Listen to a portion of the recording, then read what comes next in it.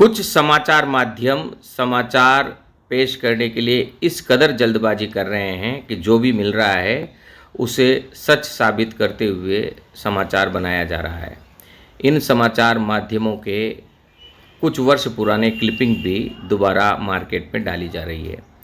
कुल मिलाकर टीआरपी के लिए झूठ बोलकर समाचार की गंदगी को बढ़ाया जा रहा है। यह देश के लिए खतरा है। गांधी टीवी टीआरपी के लिए नहीं, सच के लिए काम करता है और गांधी टीवी ने 2 दिन पूर्व ही सबसे पहले बताया था कि टिकट अभी नहीं आएंगे। पुरानी लिस्ट को दोबारा से खंगाला जा रहा है।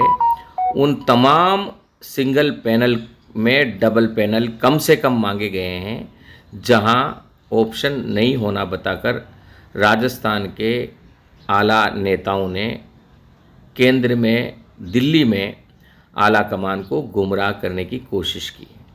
यह पहली बार है जब राहुल गांधी और मल्लिकार्जुन खड़गे और उनकी टीम बारीक नज़र एक एक सीट पर गड़ाए हुए हैं।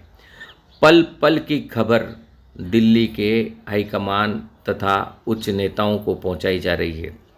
इस बीच इस बात का भी ध्यान रखा जा रहा है कि सचिन पायलट को किस तरीके से राजस्थान में महत्वपूर्ण भूमिका के लिए मदद की जाए या वह आधार तैयार किया जाए। अब अशोक गहलोत भी इस ओर इशारे करने लगे हैं कि भविष्य सचिन पायलट के हाथ में होगा। प्रियंका गांधी ने भी राजस्थान में हुई मीटिंग में सचिन पायलट को राजस्थान का भविष्य बताया। भारत जोड़ो यात्रा के जनक राहुल गांधी ने राजस्थान ही नहीं पूरे हिंदुस्तान की राजनीति को पलट कर रख दिया है। भारत जोड़ो यात्रा में उपजी बदलाव की आंधी ने कर्नाटक में बीजेपी को सूपड़ा साफ करते हुए अस्तित्व विहीन कर दिया है और कर्नाटक में अभी तक राहुल गांधी की कूटनीति में भाजपा उड़ती नजर आ रही है। अब राजस्थान में भी राहुल गांधी की कूटनीति साफ नजर आने लगी है।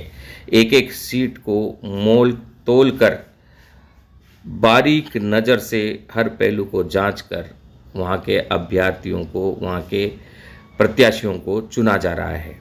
बहरहाल राहुल गांधी और उनकी टीम जिस तरीके से राजस्थान में काम कर रही है उसने अशोक गहलोत ही नहीं, सचिन पायलट, डोटासरा तथा अन्य तमाम अग्रिम पंक्ति के नेताओं की नींद उड़ा दी है। कौन इस प्रकार की सर्वे कर रहा है, क्या आधार है, किस तरीके से ये सर्वे तीव्र गति से आला कमान तक पहुंच रहे हैं, यह राजस्थान के आला नेताओं के समझ में ही नहीं आ रहा है।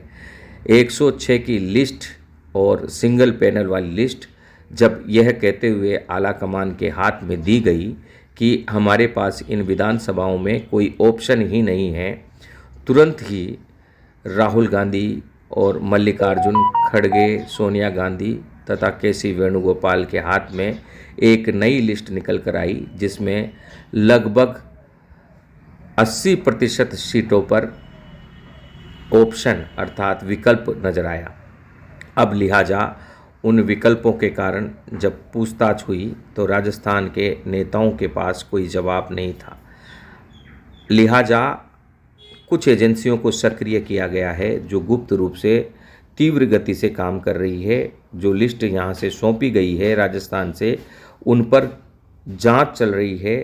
क्या वे लिस्ट बाकी सबको दरकिनार करके तैयार की गई है?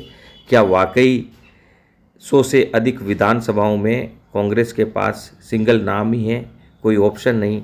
लिहाजा इस आशय में अब राजस्थान के सभी नेता अपने आप को रोक नहीं पा रहे हैं और मीडिया भी इस आंधी में उड़ता नजर आ रहा है। राहुल गांधी के नेतृत्व में तेजी से बदलाव हो रहे हैं।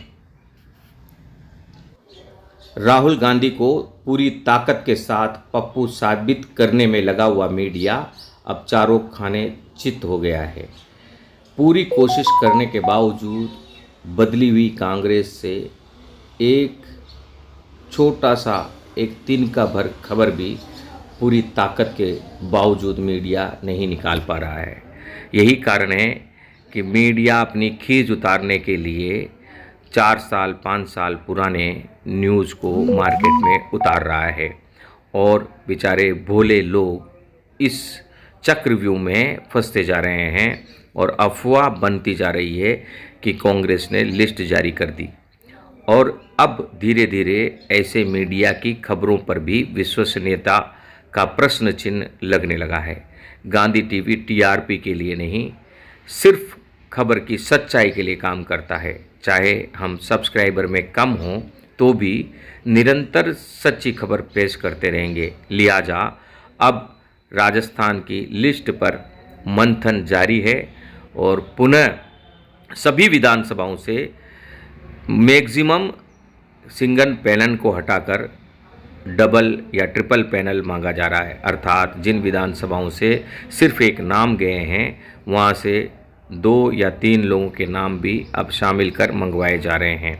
आला कमान यह समझता है कि इस प्रकार 3 नामों से कम पार्टी के पास कुछ कद्दावर नेताओं की लिस्ट होगी जो जनता में पेट रखते हैं। ऐसे में बाकी लोगों को भविष्य के राजनीति के लिए इस्तेमाल करते हुए नरेंद्र मोदी को 2024 में हराने में ये लोग कारगर होंगे। लिहाजा यह लड़ाई विधानसभा के साथ साथ 2024 के लोकसभा की भी लड़ाई शुरू हो चुकी है। ऐसे में राजस्थान में शासन में पुनः स्थापित होना दोनों पार्टियों के लिए, कांग्रेस और बीजेपी के लिए निष्ठा का सवाल बन गया है, प्रतिष्ठा का सवाल बन गया है और भविष्य के वजूद को बचाने का एकमात्र मार्ग बन गया है। अब राजस्थान में चूंकि वसुंधरा राजे सिंधिया, दिया कुमारी, राजेंद्र राठौड़, सतीश पूनिया, गजेंद्र सिंह तथा अन्य कुछ नेता मुख्यमंत्री बनने की रेस में एक दूसरे से कंपटीशन कर रहे हैं, एक दूसरे की काट करते हुए बीजेपी को नुकसान पहुंचा रहे हैं। ऐसे में कांग्रेस के आला कमान एक एक सीट पर योग्य उम्मीदवार को चयन कर विरोध को समाप्त कर सीएम चेहरे की लड़ाई को समाप्त कर मजबूती से आगे बढ़ रही है। वर्तमान में 21 नए जिले कांग्रेस पार्टी ने बनाए हैं, जहां से 3-3 विधानसभा सीटों का गणित कांग्रेस के पक्ष में आ गया है। इस प्रकार लगभग 63 सीटें कांग्रेस के खाते में नई विधानसभा घोषित होने की वजह से आई है। वहीं बीजेपी ने सांसदों को विधायक का प्रत्याशी बनाकर अपने ही पैरों में कुल्हाड़ी मार लिया है। एक और जहां सांसदों का विरोध हो रहा है, वहीं सांसदों के विधानसभा में किस्मत आजमाने की वजह से पूरी संसदीय क्षेत्र में व्याप्त उनकी कार्यकर्ताओं की टीम अब उस विधानसभा में फोकस कर रही है। लिहाजा उस संसदीय क्षेत्र की बाकी सारी विधानसभाएं बीजेपी के लिए सिरदर्द बनकर खड़ी है और बीजेपी के पास कोई मुद्दा भी नहीं। हिंदू मुसलमान के अलावा बीजेपी के पास बेरोजगारी, महंगाई तथा अन्य मुद्दों पर कुछ उपलब्धि बताने के लिए नहीं।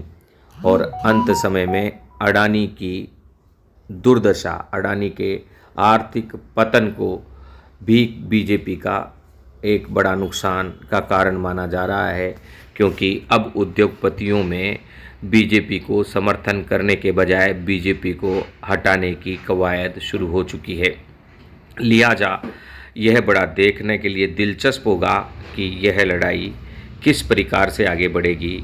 और यहाँ मोदी वर्सेस अशोक गहलोत जो हुआ है, उसके पीछे, पर्दे के पीछे से जो कूटनीति राहुल गांधी और उनकी टीम रच रही है, क्या उसका जवाब यहाँ मोदी दे पाएंगे या कर्नाटक की तरह मोदी भी और बीजेपी भी राजस्थान में चित हो जाएगी। गांधी टीवी के साथ बने रहें, सच को सच की तरह पेश करेंगे और आपको गुमराह नहीं करेंगे।